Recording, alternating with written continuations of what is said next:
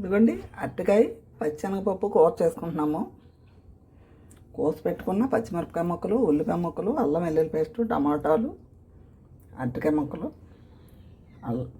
జీలకర్ర పొడి, ధనియాల పొడి, పసుపు, కారం, ఉప్పు. ఇదిగోండి స్టవ్ వెలిగించి గిన్నె పెట్టా కదా, ఆయిల్ వేస్తున్నాను కూరకు సరిపడా.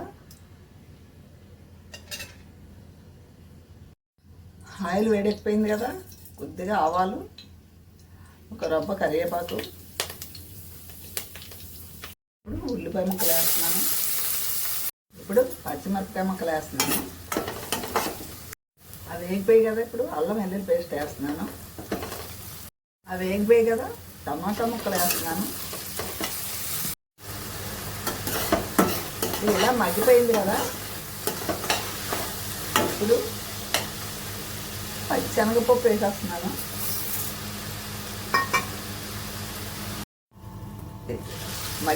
ఇలా కొద్దిగా మగ్గింది కదా,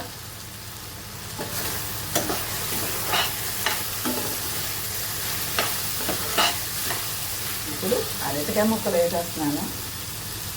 ఒకే ఒక కాయ కోసాను.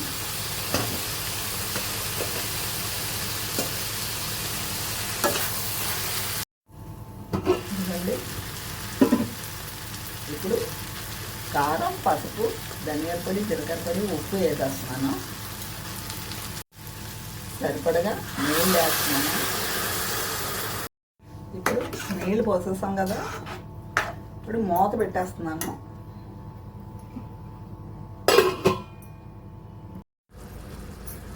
ఇదిగోండి కూర ఉడికిపోయింది కదా,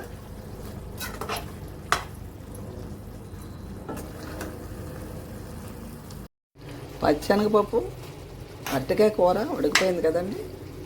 మీకు నచ్చితే ఒక లైక్ కొట్టండి, సబ్స్క్రైబ్ చేసుకోండి.